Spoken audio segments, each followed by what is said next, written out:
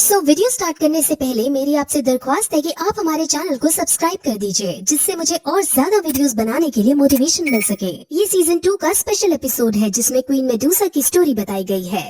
Episode की starting में हमें ये बताते हैं कि कई हजार साल पहले इंसान और सर्पेंट्स यानी सांपों के बीच युद्ध चला करता था। लेकिन जैसे जैसे इंसान अपनी पॉपुलेशन को बढ़ाने लगे वैसे वैसे इंसानों ने सांपों का जीना मुश्किल कर दिया, और जितने भी सांप अब बच गए थे वो सब तगीर डेजर्ट के अंदर आकर रहने लगे थे। अब फिर हमें एक रेगिस्तान को दिखाते हैं जिसमें कुछ बुरे इंसान फीमेल स्नेक्स को गुलाम बनाकर कहीं ले जा रहे थे। धूप के कारण उन सभी गुलामों को प्यास लग जाती है और उनमें से एक इंसान से पानी मांगती है, जिस पर इंसान उसके पास आता है और उसको अब्यूज करके कहता है कि अगर पानी होता तो हम ही ना पी लेते उसे। अब तभी वहाँ उन्हें एक पानी का व्यापारी दिखता है जो उन्हीं की तरफ आ रहा था। अब वो सभी इंसान उस व्यापारी का पानी पीते हैं। व्यापारी उस फीमेल स्नेक को देखते हैं और उसके पास जाने लगते हैं। जब वो इंसान व्यापारी को सर्पेंट के पास जाता देखता है तो वो उसे रोकने की कोशिश करता है, लेकिन जैसे ही वो उसको छूता है वैसे ही वो बर्फ में बदल जाता है। अब इंसान के बाकी आदमी उस व्यापारी पर हमला करने के लिए आगे बढ़ते हैं, लेकिन वो व्यापारी अपनी आइस पावर से सबको फ्रीज कर देता है। और अब यहाँ से हमें ये पता चलता है कि ये इंसान और कोई नहीं बल्कि आइस एम्परर है। वो अब उस फीमेल लड़की के पास जाता है और उसे बताता है कि मेरे एक दोस्त ने तुम्हें बचाने के लिए भेजा है और तुम अब मेरे साथ चलो। अब दोनों एक जानवर पर बैठकर आगे बढ़ते हैं, जहाँ रास्ते में वो फीमेल स्नेक आइस एम्परर से बहुत सवाल करती है, जैसे कि वो कौन है और किसने उसे बचाने के लिए भेजा है और वो कहाँ जा रहे हैं। लेकिन आइस एम्परर उसकी किसी बात का जवाब नहीं देते।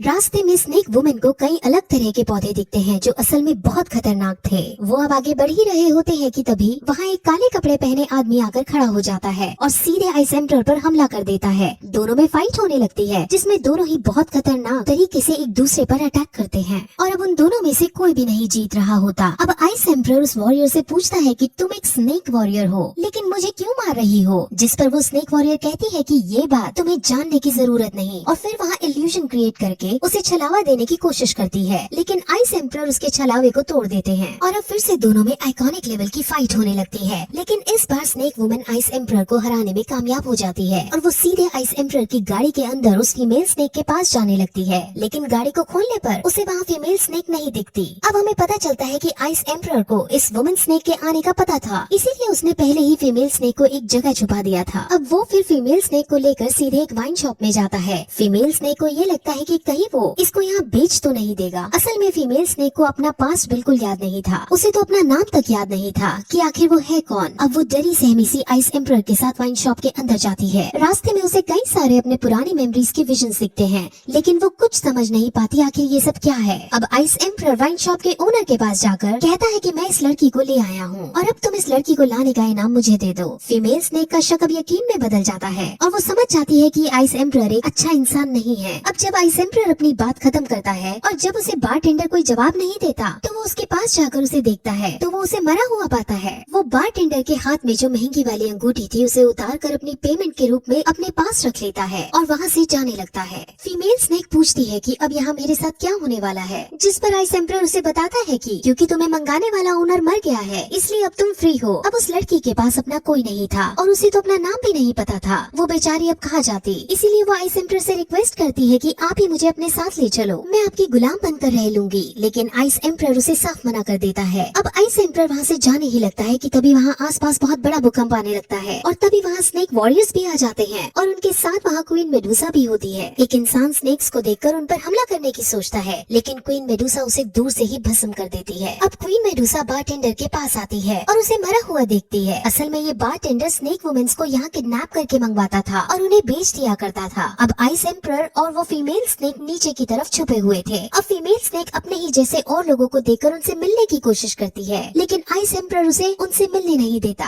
फीमेल स्नेक को अब और भी ज्यादा विजन्स आने लगते हैं और वो रोने लगती है। वहीं क्वीन मेडूसा को जब यहाँ पर कुछ नहीं मिलता तो वो यहाँ से चली जाती है। अब क्वीन मेडूसा के आदमी सभी लोगों को जो बार के अंदर मौजूद थे उनको बेरहमी से मार डालते हैं। अब आइस एम्परर और वो फीमेल स्नेक भी उनके जाने के बाद बाहर आते हैं और स्नेक वुमेन उसके साथ ट्रैवल करना शुरू करती है। आइस एम्परर ने जो पहले एक स्नेक वुमेन से लड़ाई की थी उस लड़ाई में वुमेन स्नेक ने आइस एम्परर को काट लिया था, जिस वजह से आइस एम्परर के शोल्डर से होते हुए उसकी बॉडी तक पॉइजन फैलना शुरू हो गया था और अब आइस एम्परर थोड़ा थोड़ा बीमार भी होने लगा था। अब वो फिर चलते चलते बहुत दूर तक आ जाते हैं और चलने की वजह से फीमेल स्नेक थक जाती है। अब उन्हें खाने के लिए खाना चाहिए था और तभी उन्हें कुछ व्यापारी आते हुए नजर आते हैं। आइस एम्परर तुरंत उनके पास जाता आता है और उनसे खाना छीनने के लिए उन पर अटैक करने के लिए रेडी हो जाता है। अब ये देखकर फीमेल स्नेक तुरंत वहाँ आइस एम्परर को रोकती है और व्यापारियों से कहती है कि हमें सिर्फ खाना चाहिए। वो उन्हें अपना गले का लॉकेट उठाकर उनसे खाना मांगती है, लेकिन अब फिर भी आइस एम्परर उन सब पर अटैक कर उनको घायल कर देता है। फीमेल स्नेक आइस एम्परर पर बहुत गुस्सा होती है क्योंकि बिना लड़ाई किए भी ये खाना देने को तैयार थे,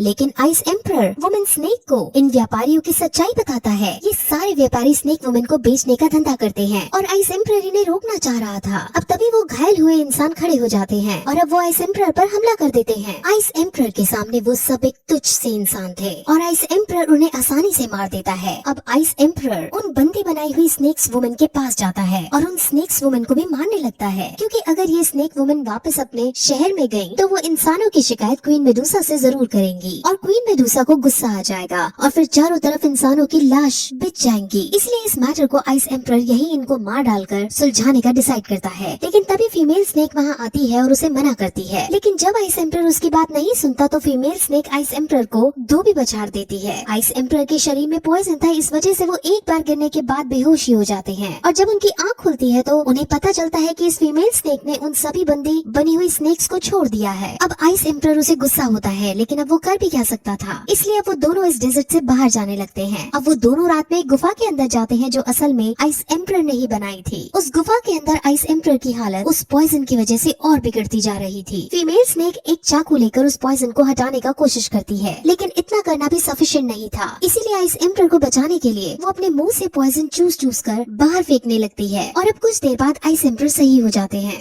हालांकि पॉइजन खत्म नहीं हुआ था, लेकिन अब आइस एम्परर काफी ज्यादा अच्छा महसूस कर रहा था। अब फिर रात में फीमेल स्नेक भी सो जाती है, लेकिन जब उसकी आँख खुलती है तो वो बाहर बहुत सारे स्नेक्स को देखती है जो आइस एम्परर पर हमला कर रहे थे। आइस एम्परर भी बड़ी बहादुरी के साथ उन सब का सामना कर रहे थे, लेकिन वहाँ बहुत सारे स्नेक्स मौजूद थे और वो सब क्वीन मेडुसा के आदमी थे। वो सब मिलकर जब आइस एम्परर पर हमला करते हैं तो आइस एम्परर सहन नहीं कर पाते और उन्हें बहुत सारे तीर भी लग जाते हैं। वहीं गुफा के अंदर वो वुमेन स्नेक जिसने आइस एम्परर को पॉइजन दिया था वो भी आ जाती है। वो फीमेल स्नेक की तरफ उसे मारने को बढ़ रही थी। जब वो आगे बढ़ रही थी तब ऐसा लग रहा था मानो वो वुमेन स्नेक उसे मारना नहीं चाहती हो, लेकिन मजबूरी में उसे ऐसा करना पड़ रहा हो। अब वहाँ आइस एम्परर जो स्नेक से लड़ रहा था वो जब ये देखता है कि फीमेल स्नेक की जान खतरे में है तब वो तुरंत अपनी पूरी शक्ति के साथ वहाँ आता है और वहाँ बड़ी कोशिशों के बाद फीमेल स्नेक को लेकर वहाँ से उन्हें चकमा देकर भागने में कामयाब हो जाता है। अब फिर आइस एम्परर और फीमेल स्नेक जो उनकी नजरों से दूर आ गए थे वो अब इस डेजर्ट को छोड़कर जाने का डिसाइड करते हैं। वहाँ वो एक दूसरे से बात करते हैं और हमें पता चलता है कि आइस एम्परर को फीमेल स्नेक से प्यार हो गया है, लेकिन एक फीमेल स्नेक एक इंसान से प्यार करे ये रूल्स के खिलाफ था। इसीलिए आइस एम्परर चिंतित हो जाता है और दुखी होकर अब उसे अपनी लाइफ के बारे में सब बताता है। आइस एम्परर का जन्म डिमांडिंग एंड ट्रेडिशनल ऑर्गेनाइजेशन में हुआ था। वहाँ जो भी जन्म लेता था उनका भाग्य बड़ों के द्वारा पहले ही डिसाइड कर दिया जाता था। वहाँ जन्म लेने वाला हर व्यक्ति सिर्फ एक कठपुतली के समान था। उन्हें हर काम ऑर्गेनाइजेशन के कहने पर करना पड़ता था और उन्हें ऑर्गेनाइजेशंस अलग अलग मिशंस देती थी जिन्हें उन्हें पूरा करना होता था। आइस एम्परर इन मिशंस को पूरा करने में बहुत माहिर था और उसकी एक साथी भी थी जो उसके साथ इन मिशंस को पूरा करती थी। आइस एम्परर और उसके साथी के बीच प्यार हो गया था, लेकिन इन लोगों को प्यार करने की आजादी नहीं थी और जब ये बात ऑर्गेनाइजेशन को पता चली तब उन्होंने बहुत गुस्सा किया। वो इन दोनों को मृत्यु दंड भी दे सकते थे, लेकिन आइस एम्परर की साथी ने आइस एम्परर को बचाने के लिए खुद की चेस्ट में खुद का ही खंजर घोंप दिया, जिससे वो वहीं मर गई। तब से मैं उसकी डेथ का जिम्मेदार खुद को मानता हूँ और असल में मैं हूँ भी। अब फीमेल स्नेक उसकी इस